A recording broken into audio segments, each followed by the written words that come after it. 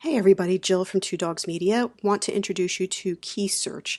I've not heard of it until recently, and I actually really think it's a great tool, so I wanted to do a general overview video so you can see all the components of it. This is not meant to be a tutorial, it's just a walkthrough so you can understand what the tool offers to decide if it's a good investment for your company. So this is the pricing, and this is one of the things that I really like, and I do think it is a good investment for small websites and bloggers who may not have enough to warrant an Ahrefs or SEMrush subscription. So I just did a month of the starter package with 200 credits, and I'll show you in a few minutes how the credits are used. But it's $17 a month. You can get a pro for 500 credits for $34 a month, or if you pay in advance for a year, you get the discount. So it's really a good deal. So that is the pricing on it. So again, it's $17 a month for 200 credits and $34 for 500 credits. Good deal for smaller organizations that may not need a more robust tool. So when you go to Keysearch, I already put in a term. Say you're a blogger and you wanted to do a post about hair dryers. You want to do a profile of the best hair dryers. Now, depending on the authority of your website is going to depend whether or not you even bother with this term. Right off the bat, I can see I wouldn't even bother with it. The competition is fairly difficult. This is not a term, even with 14 years of SEO experience, I would bother with at this point. You'd have to make a big investment to actually rank for this by trying to procure backlinks and getting authority for the page, and it's just not a term that's easy to rank for. So what you would do is you'd come to Keysearch, you would go to keyword research, you type in whatever term you're looking to optimize for. You want to keep it somewhat broad so that the tool can give you other ideas. And then you're going to choose whatever country you're in. And then they actually have some different options, related keywords, Bing, YouTube, Amazon. So if you're actually selling hair dryers, you might want to just put hair dryer and then click Amazon Suggest and see what kind of results are returned from Amazon that you can optimize for. But for now, we're just going to do related keywords. I'm imagining that's where most of you guys are going to focus. And then when you click search, this is the screen that you get. So you can see up here, best hair dryer. It gives you an estimated volume of searches of about 33,000 a month, estimated cost per click $1.15. Competition is fairly difficult with a score of 55. There is a deep analysis. We're not going to cover that today. That'll fall under a tutorial. And then we have search trends, which this is kind of cool because it'll let you see if something is a seasonal search, if something's falling off and nobody's searching for it anymore. It'll tell you if there's peaks and valleys and if it's being consistent. So for hair dryers, you can see it's pretty stable across the board. There's a bump in December, which means more people are searching for it in December, which to me would make me assume that it is a great Christmas gift idea. And then you can see the plummet here. This is obviously due to COVID. Nobody was buying anything in March and April. It's starting to come back up a little bit though. So you have to remember to look for those anomalies. Up here, this is just showing you if the domain is available or not. So besthairdryer.com is probably not available. Besthairdryer.net probably is. You might not need this, but just so you know it's there. This section is the competitors that are ranking for the term. So you can see the SERP analysis. It's showing you your top 10 competitors. And you can see Good Housekeeping, The Cut, Allure. You're not going to beat these guys. You would have to have a ton of authority. So that's what I'm saying. This is a term I wouldn't even bother with. The domain authority is pretty high. If you're in the 80s and 90s, you're not beating these guys. Anything in red, pretty much stay away from. And then I haven't really touched on any of this yet. Again, this all falls under the tutorials, but this will just give you an idea of if it's even possible for you to rank. And right off the bat, I can see just by looking at the domain authority, it's not. Rankings and traffic. It'll give you the keywords that rank for that specific URL. So if I click on this, I'll see the keywords that the Amazon page is ranking for. If I click on this, I'll see the 400 keywords that Good Housekeeping is ranking for. It'll also give you an estimate of the traffic that specific page is getting. And again, these are estimates. They're not accurate by any stretch. If I went into their Google Analytics for this page, it would not say 28,000. It would be really much higher or much less. So just a guide, it's not exact numbers. And then this is just the domain values.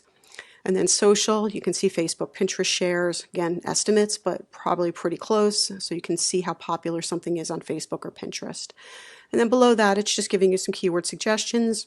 maybe things you might want to put into your post related to this. Best hair dryer under 100, best hair dryer under 50, best hair dryer 2020, just other options. Most of what you spend your time is going to be on this side. You can see it's returning results for 700 keywords. I've found in using this and playing around with it that it does max out at 700, which is fine for most smaller bloggers who are just getting into this. And who just needs some kind of keyword research, that's fine. But if you're serious about it and you're a blogger that's had success, and you're ready to get to that next level, I just wanted to show you, if I type best hair dryer into SEMrush under their keyword magic tool, it shows me 4,963 results. And if I look at Ahrefs for best hair dryer, it shows me 6,070 keywords. So there's a big difference there, and that's one of my concerns, is that you're not getting as much as you can in regards to related terms or other opportunities. So once you find a term that you're kind of interested in, you can click the check button. The check button is what uses your credits. It's just one of the things, but it uses your credits, so you have to be careful with how you're using this. But you can filter, so you can do negative words, number of words. So say if I wanted to do, because I'm looking at long tail keywords, if I wanted to do 5, number of words 5, and then click filter. So that way it's giving me terms that I probably have better chances of ranking for. So right here I can see best hair dryer for curly hair. Now if I click on this, it's showing me the score is 36, which means it's pretty obtainable. Still hard, but obtainable. And you can see the DA, you can see now we have a few yellows in there. Maybe this one we might be able to beat depending where you are in your authority. There's still some reds in there, but this might be one I might want to consider. Let's see if I can find one. Blow dryer for curly hair, best hair dryer for thick hair. Let's check this one. And when I click check, you'll see this side changes for me. Okay, so best hair dryer for thick hair. It's telling me the score is 44, so it's actually a little bit harder than the last one. But here, you've got this guy here, number 20. So you might want to look at this, see, is this something you can beat? So this one actually gives me a little bit of hope. Maybe I can beat this one guy. Why are they there? So this is kind of what you're going to do, is just go through and get ideas for different terms. So this is how you're going to use this tool. And then there's a lot of different filters, and when you do the check, so I mean, you can filter by other things if you wanted to do volume. I'm a fan for new bloggers to do volumes under 500. So I'm going to do number of words 5 with a volume of less than 500, and this should give me some more obtainable goals. So best hair dryer under $100. Let's see what this one gives me. 41, it's still difficult. This is a competitive niche, so this one will be kind of difficult. So this one's 34. There's a couple. So here, the Beauty Lab, again, that's another one. It's kind of easy, but that's how you use this tool. Okay, and then you can save your keywords, you can compare keywords. I didn't really get into that, that's more of a tutorial thing, but this is the basics of what you want to do. So I would focus on the filter, number of words, and then the volume 2 will give you a good start. So you can also do a quick difficulty search where you can enter some keywords and it'll tell you right off the bat, like I have my little list here, I was playing around, and you can see all of my stuff is really difficult. Just a nice little list to keep you organized. You could do brainstorming, which I kind of like this idea. So say if I wanted to fix one of my posts on my own site, wanted to make it better. Meta descriptions, if I type it in and click search, it's going to give me Google ideas, meta descriptions HTML, meta descriptions for product pages. I might want to add that to my post. Meta descriptions for blog posts. I might want to add that into my post. So it's just giving you some visual guides to some additions. And they also have a difficulty browser add-on. I didn't use that. The Explorer section will give you an overview of a page. This is still in beta, so you can put any page or domain in here, and you can choose specific page or the entire domain to kind of see how authoritative they are. So if you want to look at one of your competitors, this is the way you can do it.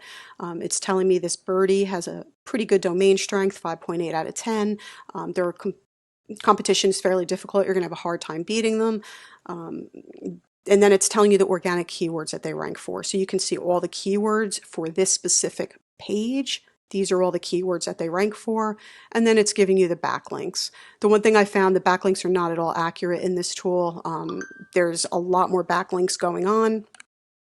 For this page, I checked it in Ahrefs, so I wouldn't get too hung up on the backlinks. They're not incredibly accurate. So competitive analysis, okay, and it's the same thing. Backlink checker, it's showing me 2 backlinks. I think they had like 11.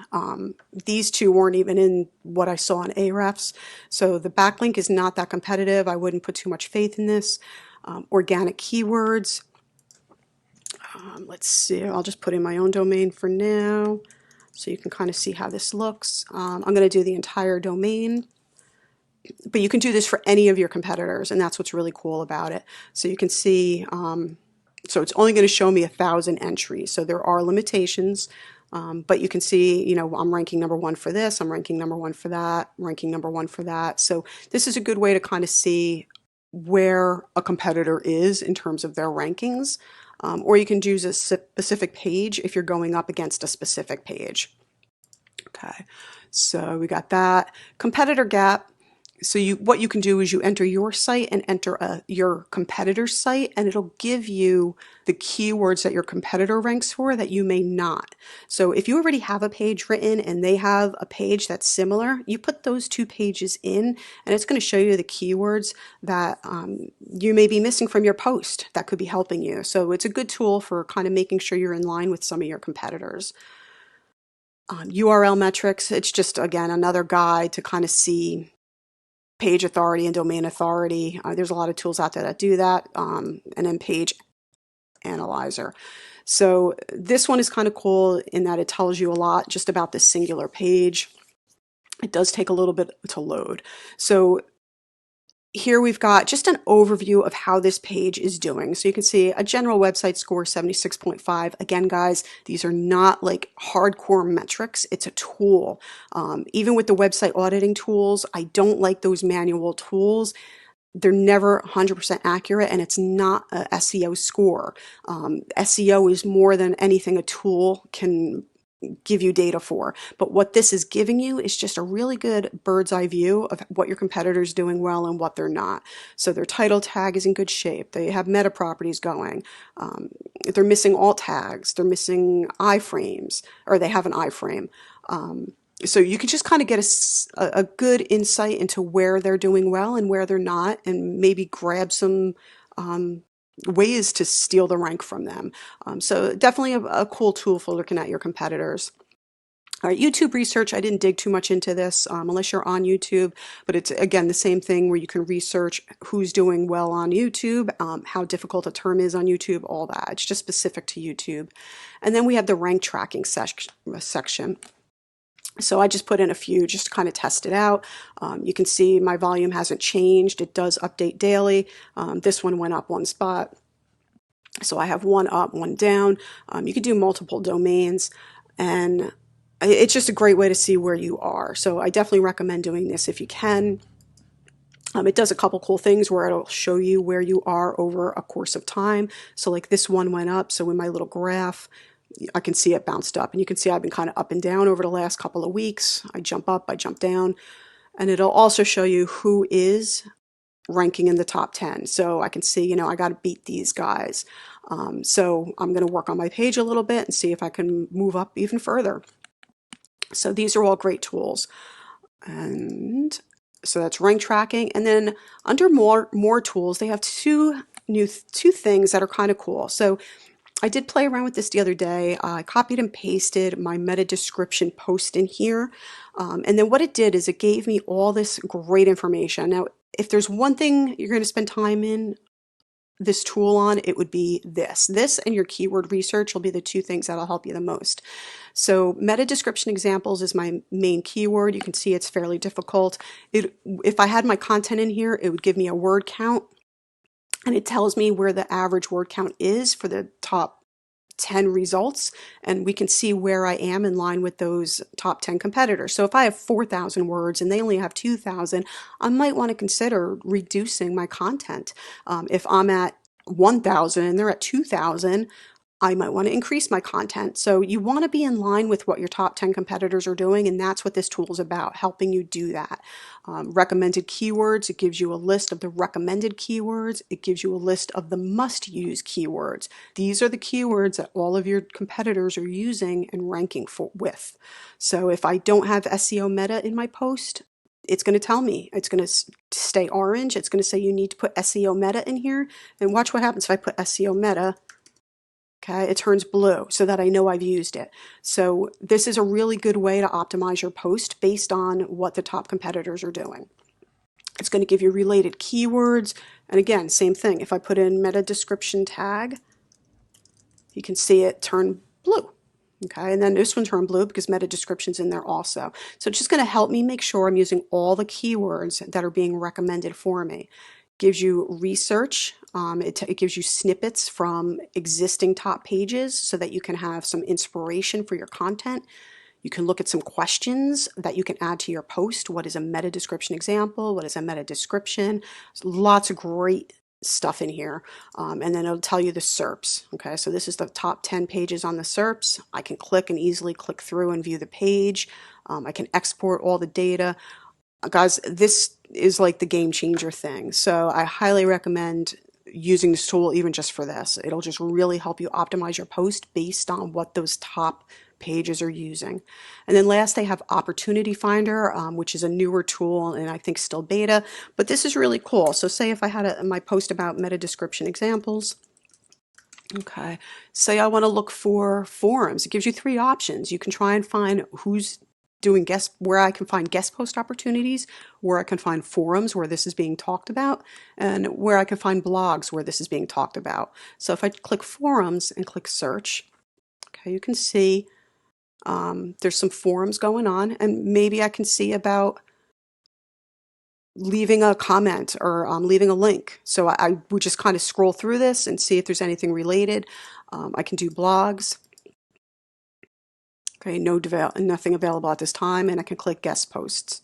Okay, so this one will show me guest post opportunities that are relevant to what I put in. So this is my event organizer. I would go through, take a quick look at the site, see if there's a way I can write. If they're event organizers that have their own websites, doing a meta description article for them might be helpful so that they can optimize their own sites. So this is just a really great way to potentially and easily find guest posting opportunities. So this is keyword research or Keysearch in a nutshell. I would love to know what you think. Is it something you use? Do you like it? And hopefully I'll have a tutorial or two coming up soon to go over the keyword research and competitor analysis a little more in depth. Thanks guys, and have a great day.